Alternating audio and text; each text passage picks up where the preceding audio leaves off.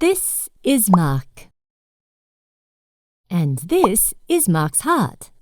And just like my heart, as well as yours, Mark's heart has 3 layers on its wall. An external layer, called the epicardium, an internal layer, called the endocardium, and a middle layer called the myocardium. The myocardium is essentially the muscle responsible for heart contraction. The contraction of the heart is what moves your blood throughout your body. So as you can imagine, pretty nasty things can happen if this tissue is affected.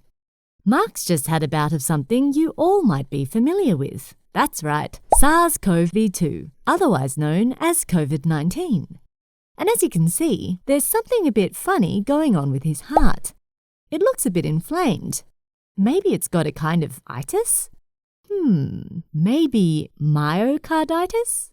Well, that's a fun coincidence, because the topic of our video today just happens to be myocarditis, which is inflammation of the myocardium.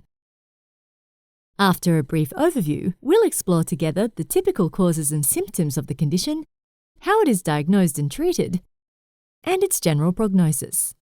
But don't forget to keep Mark in mind as we jump into it and explore how the heart can be affected by myocarditis.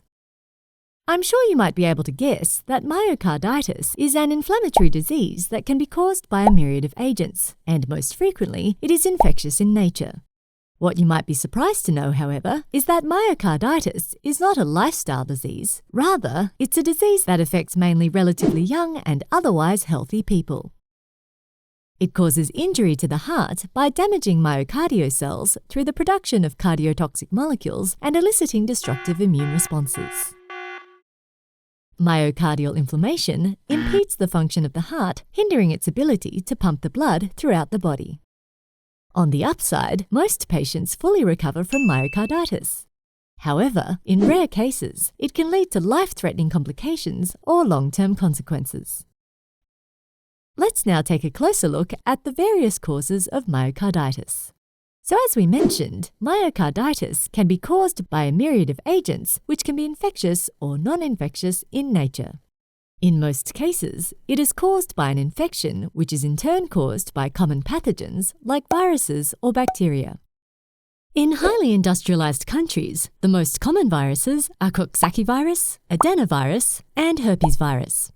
In other regions of the world, some other viruses are more dominant. For instance, in Southeast Asia, dengue virus is the most common virus. Members of the coronavirus family can also cause myocarditis. And of course, our friend Mark from our introduction is someone who is suffering from myocarditis, possibly caused by COVID-19.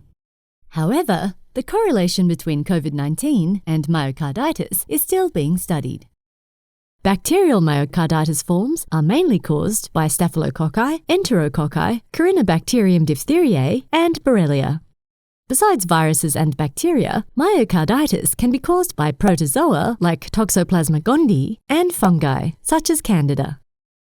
To make things complicated, myocarditis can also result from non-infectious causes. Toxins like alcohol, heavy metals, chemotherapeutic agents, barbiturates, and antipsychotics can damage the heart muscle. And it can also be a result of autoimmune diseases such as sarcoidosis, systemic lupus erythematosus, scleroderma, and vasculitis. All of these causes, whether infectious or non-infectious, alter the muscle cells of the myocardium by eliciting destructive immune responses. These immune responses impair the muscle cells, reducing their strength and endurance. As a result, the heart beats less powerfully, which has an impact on the entire body. I know. Sounds pretty scary, right? And early diagnosis is important to prevent long-term damage. But ultimately, if you know what to look out for, the condition can be treated pretty effectively. So let's take a look at what symptoms can occur if the heart muscle is inflamed. The symptoms of myocarditis are non-specific and can range, surprisingly, from none to only mild, or they can present themselves severely. Typically, 3 to 4 weeks after a flu-like infection, for example, a cold or a stomach flu, symptoms such as feeling sick, fatigue, and fever are still present. Normal everyday activities like climbing stairs can feel very strenuous and lead to shortness of breath. Furthermore, the new onset of symptoms like heart pain, chest tightness, and palpitations may occur.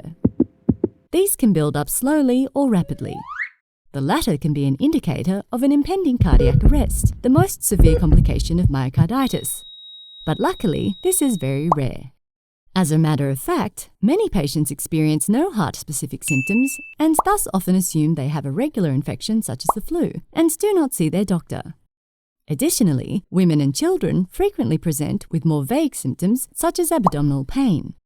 In these cases, myocarditis often remains undetected. But if you can recognize the signs and get tested early on, the later stages of the condition can be prevented. Now I know you're saying, well then, tell me what examinations can help to detect myocarditis and tell me what the typical findings are. So let's get onto that right now. When working through a differential diagnosis, doctors will usually do an electrocardiogram. This test looks at the heart's electrical patterns to see if there are any unusual rhythms that might indicate a damaged heart muscle. Next would be an echocardiogram. This is an ultrasound-based examination, and ultrasounds are useful because they can show whether or not the heart has become larger and whether or not it has problems pumping blood. Then, of course, come blood tests. When suspecting myocarditis, doctors will look for elevated markers that are released into the blood when the heart muscle is damaged. Next, your doctors will run a chest X-ray. This test can show the shape and size of the heart and any fluid around the heart that could indicate heart failure. This might be followed by an MRI, or magnetic resonance imaging, which is a powerful imaging technique that can show signs of inflammation affecting the heart muscle. The definitive method to diagnose myocarditis is biopsy of the heart tissue. If doctors really have trouble coming up with a clear diagnosis, they may choose to remove a sample of heart muscle tissue for analysis to check for inflammation or infection. But this is only in rare cases and only performed in special centres. If, like Mark, you are diagnosed with myocarditis, the most important therapeutic measure would be strict physical rest for 3 to 6 months. The administration of painkillers can provide additional relief. If the cause is known, like an infection, your infection will be treated with appropriate medication such as antibiotics. In the case of autoimmune diseases, immunosuppressive drugs would be used. For the treatment of rhythm disturbances, or in the case of a reduction of the pumping capacity of the heart, different heart medicines would be used. And these medicines can include ACE inhibitors, diuretics, cardiac glycosides, as well as beta blockers. During treatment, you would be monitored closely, either as an inpatient or outpatient, depending on the severity of your condition. In very rare cases, and usually accompanied by other underlying diseases, myocarditis can lead to sudden cardiac death.